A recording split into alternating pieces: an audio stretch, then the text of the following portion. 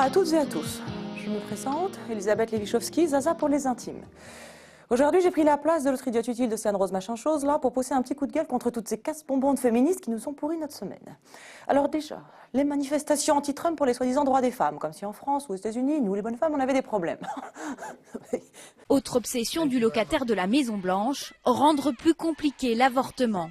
Désormais, financer des ONG internationales qui soutiennent l'interruption volontaire de grossesse est interdit aux États-Unis. Enfin, ça c'est du bon sens. Si toutes les petites excitées qui couchent avec le premier venu et tombent enceintes sont pas foutues de se démerder toutes seules pour évacuer le problème, c'est quand même pas les caisses de l'État qui vont cracher, non? Bon. Mais alors elles, les hystériques, elles sont sorties en masse dans les rues du monde entier, elles savaient même plus pourquoi, les pauvres tartes. À Los Angeles, Chicago, Boston, Indianapolis et Washington. Des centaines de milliers d'Américains vont debout contre Donald Trump. Dans les rangs, une très grande majorité de femmes, bonnet rose sur la tête. Elles crient leur colère contre le mépris affiché par Donald Trump envers les femmes.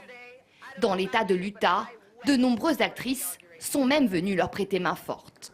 Non mais, regardez-moi ça, avec leur petit bonnet de Barbie à la con. Je te jure, les suffragettes, elles feraient bien d'aller faire un tour en Arabie Saoudite ou en Iran pour comprendre ce que c'est de pas avoir de droits. Bon, sans parler de celles qui ont critiqué ce pauvre Donald parce qu'elle a réu avec des hommes.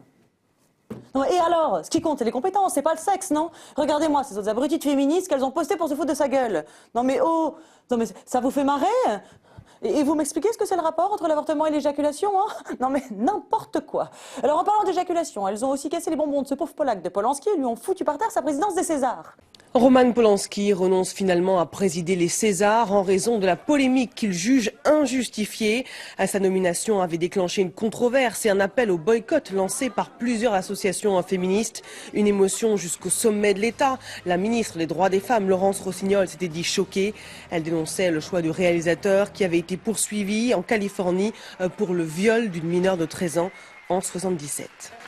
Mais un artiste d'immense talent, je le rappelle. Elles ont bien réussi leur coup, les frigido-émasculatrices, avec leur hashtag boycott César et leur pleurnicherie de pleurnicharde. Tout ça parce qu'il a fricoté il y a 40 ans avec une midinette dévergondée et assoiffée de pognon qui lui a fait le pourlif après s'être fait faire le... Bref, vous m'avez compris. Heureusement qu'il y avait ma poteau, Maïtena Peraben. Voilà, voilà. Hashtag je ne suis pas juge. Bah non, t'es pas juge. D'ailleurs, t'es rien, puisque comme tu l'as indiqué sur ton statut, ne travaille plus, espace, point, espace, pense, espace, point. Au moins, toi, t'as compris que nous, les bonnes femmes, on est mieux à la maison, à mettre des espaces blancs un peu partout au lieu de bosser. Il y a aussi ma copine Aurélie Filippetti, ancienne ministre, je le rappelle. Hein. Que pensez-vous de ce choix de Roman Polanski, Aurélie Filippetti? Moi, je pense que c'est la liberté absolue de l'Académie des Césars. C'est un très grand réalisateur et je pense que concernant cette affaire, voilà, c'est quelque chose qui s'est passé il y a 40 ans et on ne peut pas à chaque fois relancer cette affaire. Mais exactement, enfin, heureusement qu'il y en a qui ont encore un peu de jugeote, hein, parce que alors dès qu'on parle de viol, bonjour les exagérations. D'ailleurs, ma cousine Hélène a bien remis les pendules à l'heure à tout le monde. Mais en même temps, se méfier du déferlement médiatique et des réseaux sociaux qui tout de suite vous disent que toutes les femmes sont violées en France toutes les secondes à peu près. C'est toutes les 7 minutes. Oui, enfin bon, ce qui à mon avis est totalement excessif, bien évidemment. C'est le ministère de l'Intérieur. Je vous signale qu'il y a aussi... Pourquoi vous dites que c'est excessif? Mais parce que les chiffres sont gonflés. Mais pourquoi les chiffres? Attendez-moi. C'est le ministère de l'Intérieur qui sort et l'INSEE qui font des enquêtes. Mais pourquoi vous dites... Ça dépend où est-ce qu'on met. Mais ça dépend où est-ce qu'on... Le harcèlement, c'est ça dépend où on met la barre. Non, on parle de viol. On parle d'une pénétration sans consentement. Toutes les 7 minutes en France, moi je dis que c'est faux. Voilà, moi aussi je dis que c'est faux. Hein. Faut arrêter de se voiler la face à un moment. D'ailleurs, en parlant de se voiler la face, il y a encore une autre islamiste excitée qui a essayé de nous faire croire qu'il y avait un problème d'inégalité dans les entreprises. Quand je vois par exemple qu'il y a quelques semaines, Challenge, le magazine, a fait sa couverture sur les 100 patrons les plus performants et que parmi ces 100 patrons, il n'y avait pas l'ombre d'une femme, je pense qu'on est en droit de compter, de s'interroger sur la place des femmes, y compris dans le grand patronat. Mais comment vous l'expliquez, vous? Je l'explique par le fait que dans le domaine notamment des grandes entreprises, parce qu'Elisabeth Lévy tout à l'heure disait que ce n'était pas le cas des postes qualifiés, mais au contraire, en fait, plus les postes sont qualifiés, plus les inégalités sont criantes. Non mais il faudrait arrêter de taper sur l'entreprise. Hein. Heureusement que ma tante Zabeth était là. Aujourd'hui, on a dans un certain nombre de secteurs, d'entreprises, de quartiers, une progression de l'islam radical qui met les femmes... Oui, ça vous fait rire. Ça vous fait rire, mais bien sûr. Vous préférez les salaires. Vous avez fait le pari. Alors, mais juste, puisque vous trouvez que la place des femmes, à ce moment-là, c'est... Bon. Non mais d'accord, il n'y a aucun rapport. Eh bien moi je dis, on me parle du problème des femmes aujourd'hui. Je suis désolée. Je pense que le problème des salaires est beaucoup moins grave que ce problème-là, Rokhaya. Vous êtes exposée au quotidien à l'islam radical, Elisabeth Lévy, sérieusement? Comment? Est-ce que vous êtes personnellement exposée à l'islam radical au quotidien? Voilà une bonne mise au point, comme on n'en entend que trop rarement dans ce pays. Hein. Le seul problème des femmes aujourd'hui en France, c'est les islamistes. En plus, je ne voudrais pas dire, mais la preuve que les bonnes femmes sont largement autant payées que les hommes, si ce n'est plus, on l'a quand même eu cette semaine. Au total, en 8 ans, Pénélope Fillon aurait perçu 500 000 € bruts sur les caisses parlementaires. L'entourage de François Fillon se justifie. Il est fréquent que les conjoints des parlementaires soient leurs collaborateurs. Pénélope Fillon a toujours travaillé dans l'ombre car ce n'est pas son style de se mettre en avant.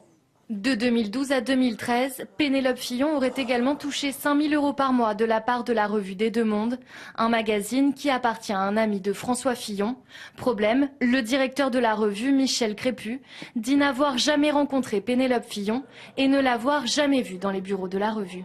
Bon, alors vous voyez que ça va, nos salaires. Il suffit de se faire discrète, de travailler dans l'ombre pour ne gêner personne, de ne pas venir au bureau, et puis voilà, ça roule. Manquerait plus que ma grande-tante Pénélope se fasse engueuler en plus. Non mais je le répète, la menace, c'est l'islam, les féministes excitées du bulbe. La preuve, il y en a une qui nous a carrément menacés cette semaine. Over the next months and years, we will be called upon to intensify our demands for social justice, to become more militant in our defense of vulnerable populations. Those who still defend the supremacy of white male heteropatriarchy had better watch out. Puis alors quand elle dit les plus vulnérables, hein, entendez les voilés, les bronzés, les gouines, les travelots et les pédés. Non mais oh, faudrait voir à se calmer sur les menaces. Hein. Sans parler de la pire de toutes, qui aux États-Unis a terrorisé de gentils rednecks à la sortie d'un supermarché. Hi everybody, so it's Zara B, and just a few minutes ago I was in the Walmart, I was buying a few items or whatever, and these two dudes were in the line and they kept trying to talk to me, and I was like, ew, no, I'm good, y'all just not my type or whatever the case may be. So they wait for me to get outside, and as I got outside, they began like cursing me out. One dude was telling me that I feel like I'm too pretty and I'm bougie to speak and different things like that, and then the other dude goes to the far extreme to say, and I'll smack the fuck up out of you. Nigga, I'ma beat your motherfucking ass, bitch. You put your motherfucking hands on me, bitch. You better watch who the fuck y'all threatening, bitch, and that's on some for real shit. Bitch, don't play in my motherfucking face.